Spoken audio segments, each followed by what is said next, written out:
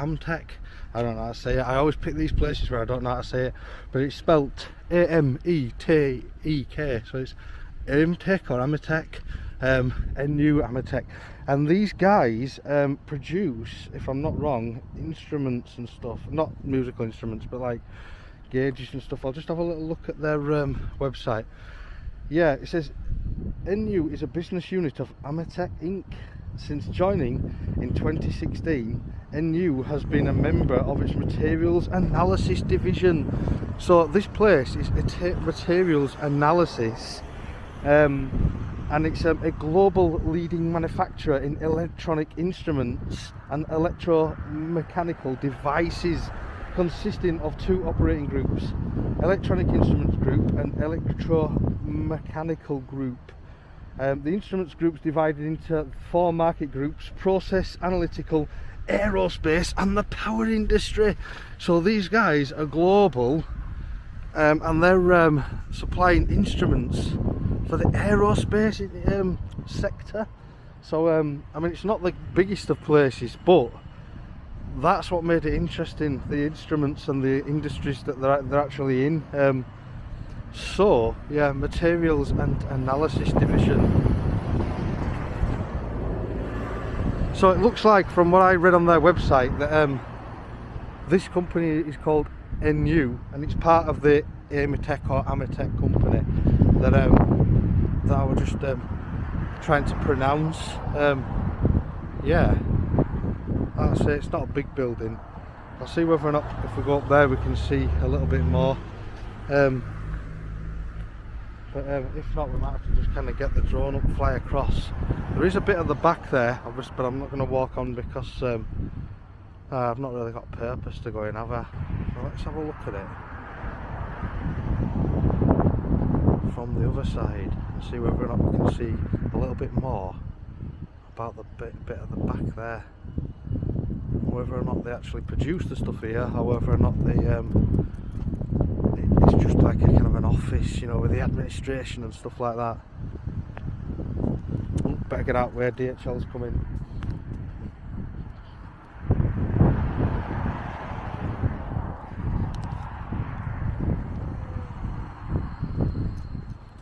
So, I don't know what this big box is outside here, probably a power bit.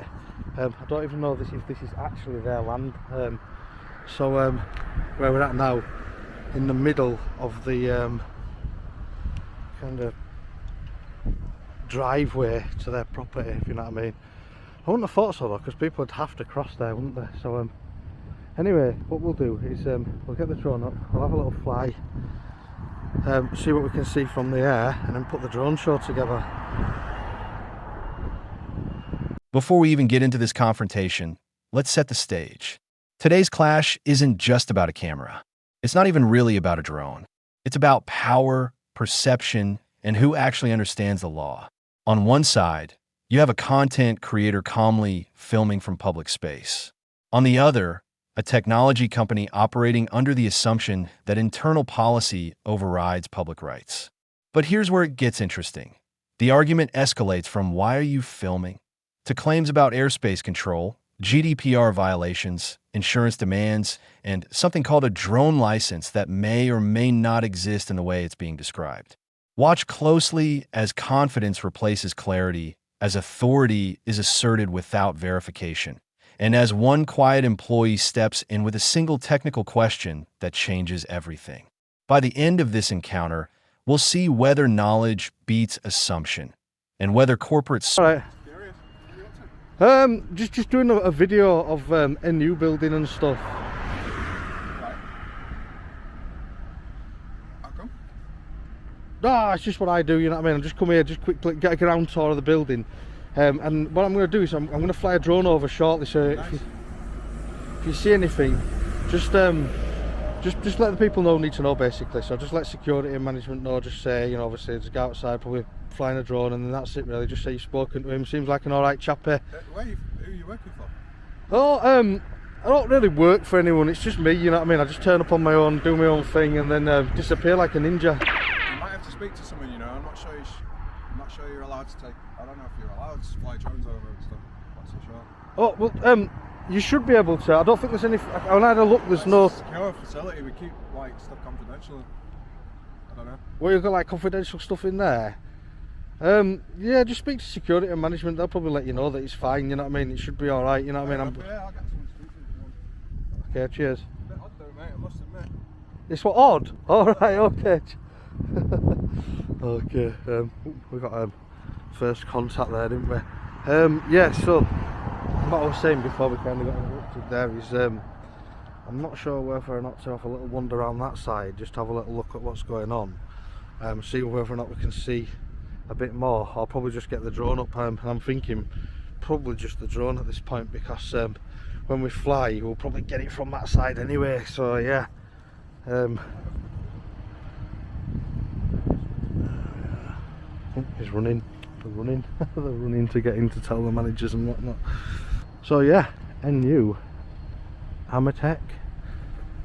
There's a few buildings in this area that I'm interested in. There's a few down there. There's one across the road. That's massive across the road. But with them being in this kind of industry, this is the kind of the draw, if you will. So yeah, that's it really. With it being the industry that they're in, it is the draw for me really. I mean, there are quite a few buildings around this one that I might have a little look at. Right, that's what you're doing. So what I'm doing? Yeah. I've just spoken to that gentleman there. I'm just taking some film of the building. Why? Company being discussed here, specifically its UK Business New Instruments Detail Matters. This isn't a random warehouse. It's a global materials analysis manufacturer supplying industries that feed into aerospace and power sectors. But here's the key. They don't manufacture aircraft parts. They produce scientific instruments used to analyze materials. Already, we're seeing how perception shapes reaction. The mere mention of aerospace triggers heightened sensitivity. That word carries weight. Security implications, confidentiality assumptions. Yet nothing in the footage suggests restricted status. No flight restriction zone. No posted prohibition. This tension between what sounds important and what is legally protected will drive every... That's the thing in it, you see. So what's the benefit of you flying a drone over when we don't want you For to? yourself, mate. So, what sort of benefit? Yeah, What for who? For me or you? for anybody. For anybody. Well, some people are interested in the kind of the industry that you're in, if you know what I mean. So they'd be interested in. What industry is that? Say again, sorry. What industry is that? Well, you build instruments, don't you, for like aerospace and stuff like that, don't you? No, Well, it says on your website about instruments and aerospace, so it don't just. do anything with aerospace. All right. Well, it says about the industry. It says aerospace and stuff like that on your website, instruments and stuff like that. So it all just sounded a bit well, a bit interesting basically. There's some bigger buildings about, but this one's the more interesting for me. Then do them then. Do what's right? If there's other buildings that are more interesting, then do them. I will do after this. I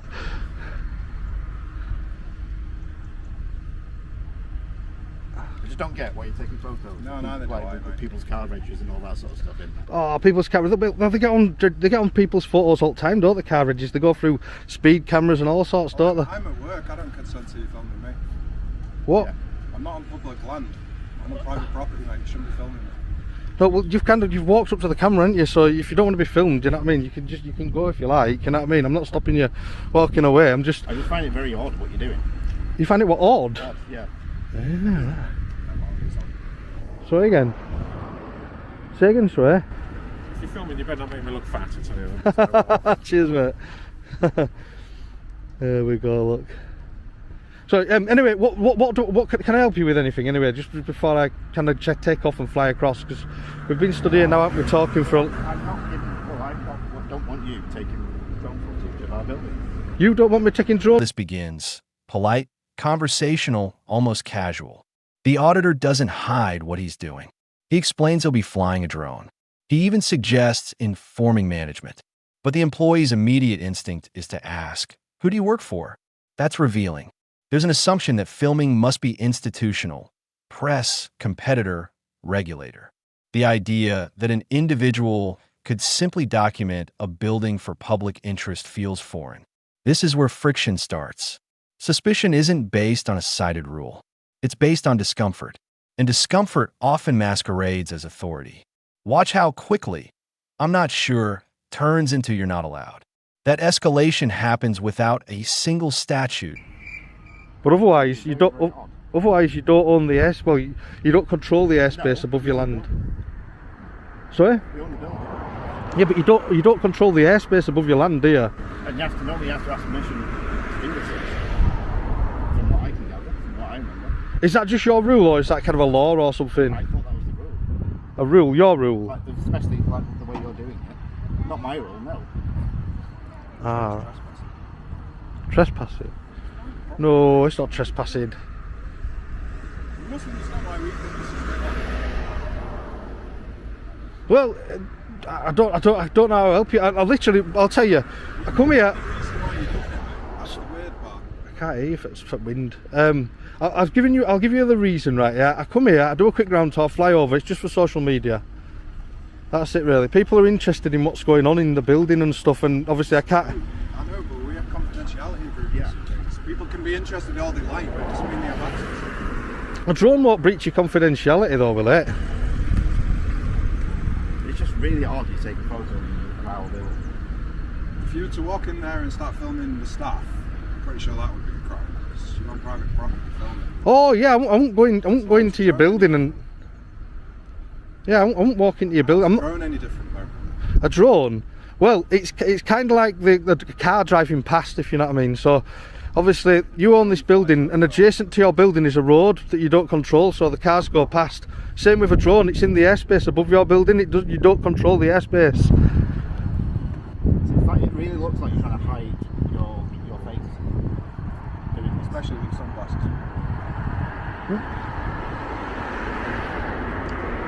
It's just cold. It's really cold, isn't it? You're going to post these videos.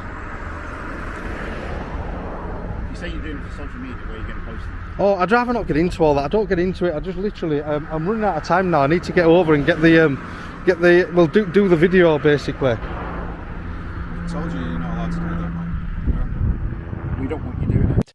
The repeated why isn't legal, it's territorial. When someone can't identify a rule violation, they pivot to motive. What's the benefit? Why us? Do another building. These aren't regulatory objections. They're psychological ones. And here's the reality. In public spaces, you don't need to justify curiosity. There is generally no expectation of privacy for buildings visible from public land. But when a property represents corporate identity, it starts to feel personal. That's why the tone shifts from inquiry to resistance.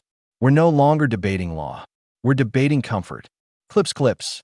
Now we move into technical territory. Radio waves interfering with sensitive equipment. This sounds serious, but listen carefully. There's no mention of a restricted airspace classification. No designated flight limitation. Just a concern framed as authority. In most uncontrolled airspace, flying above property is regulated by aviation authorities, not building owners. Airspace is not automatically owned the way land is. This is where knowledge becomes crucial, because without a specific restriction, such as around prisons or airports, airspace is generally lawful to use under category rules. You don't need to. Don't worry about it. Why? You say people are interested too. What people are interested in? Where am I going to find these videos? Loads of people are interested in my videos. Trust me.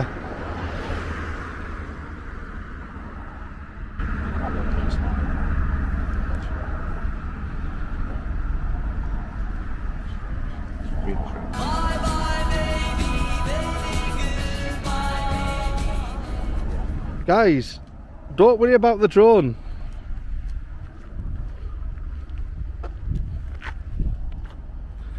And there they go.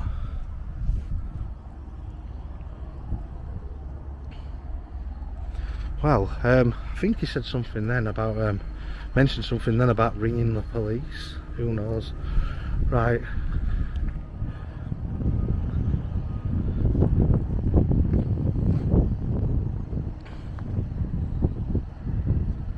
like I was saying though, I have run out of time. Now I'm going to have to drop the video and start the drone show. Right then guys, it doesn't look like anyone's been out again. Oh, hang on a minute, I might have somebody coming here unless they're just going for lunch. Hey, you alright? You alright? Yeah, good, I you? understand you're doing some filming. Yes, that's right, yeah. Yeah, can I ask where it will be used? If you've got a YouTube channel or? I've already spoken to this guy here. I've just told him, I've just doing a bit of filming for social media. Flying my drone over, just having a little look at the building because people are interested in what's going on inside, you see. Do you know what we do inside? I don't actually know. So, sorry, how do you know people are interested then? Well, do you know what we make or? Well, what I'm saying is, I know what you make, but I don't know if you make them here. That's what I'm saying. So, it's instruments, isn't it? Yeah, but very specific. Yeah, very specific instruments. Scientific stuff, yeah, exactly. Right, but sorry, so what, can you give me your YouTube channel? I coordinate our social media. I'm interested to know what your audience is looking at, and do you have much, like, how many followers do you have if you don't really promote the channel? Yeah, well that's what I mean. I don't normally get into it. I just need to get over now because I'm running out of time for the drone, you see.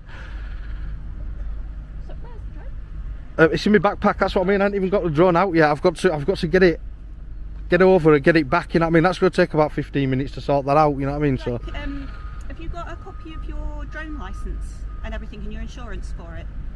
I don't have it on me, no.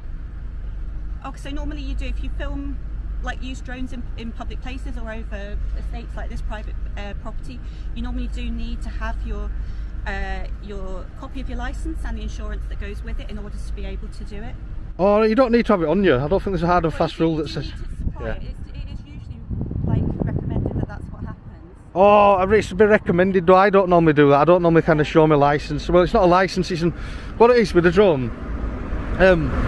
Drones have operator IDs, and you've got to have the operator ID on the drone. But yeah, but to be able to fly it in a space like this, you do need to have the certificate. And normally, when people come out to do this kind of filming, they show us the certificate and things, because that's basically, if you've got the right qualification to do it and you're insured and everything, then it's all right, and we really don't mind. Yeah, I've got all that. Yeah. I mean, it's just the outside of our building. Oh yeah, I'm not going to go in or anything like that. I'm not going to walk in. I'm not going to fly in. Nothing like that. Yeah, it's just So, I mean, the other thing is we've got all of our staff cars in the car park and everything. So you know, there's people's number plates. There's our staff are walking around the car park. It's also lunchtime, so.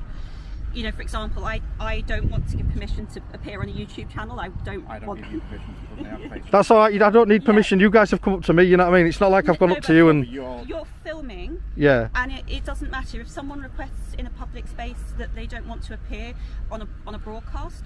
They have the right to be blurred out. No, that's not right. No, it's not right. No, you can. I do a lot of this sort of thing. You're misquoting GDPR. You're not taking into consideration Article 85. It's not GDPR based. There's laws around privacy and filming. If you then intend to put that content out online, things get layered. The demand for a drone license sounds authoritative. It feels official. But drone regulations aren't that simple. Weight class matters. Flight category matters. For sub 250G drones in the open category, requirements differ significantly from heavier commercial systems. What's happening here is a common mistake, applying commercial standards universally. It's regulatory overreach born from partial understanding. And notice the pressure tactic.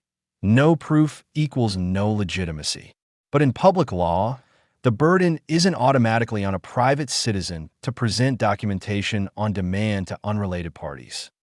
Basically, you can film anywhere from a public space that you can see. You can see anything. If anything you can see from a public space, there's no right to privacy in public. I understand that's not public, you can but see from the public space here is different to what your drone can see on our private land. Oh, it is. Yeah, definitely. Yeah. So if you film with your drone on our private land, those people. I'm not saying you can't do it, but I'm saying that we would need to ask our staff if they didn't want to be included in that video to either stay inside or to ask to be opted out. Really, you'd have to do that. You'd have to do that. Yeah, of course you would. Yeah. That's how it works. Oh, that's and again, good. like just because I've come up to talk to you and find out about it doesn't mean that I've given consent to be in a video. I haven't. Oh, you've come out into public to my camera. It's not. I mean, it's just. It's different. There's an expectation of privacy, and even though this is a public space, I I don't want to appear in a YouTube video, and Well, that's fine. you can just share walk my away feelings then and if you my want. thoughts. You can just walk away if you want. If you don't want to be on the camera, you can walk away. I'm not keeping you here, you know what I mean? If you're like, you've come up to me, you've spoken to me, I'm on a documentary, I've told you it's for YouTube, and obviously you're still here. Well, it's usually when people come and do this thing, they're a lot more forthcoming about, you know, what the channel is and. Oh, I don't have that kind of time on my hands, if you know what I mean. And the thing is, like I say, sometimes it leads to problems. How long would it take to tell me the name of your channel?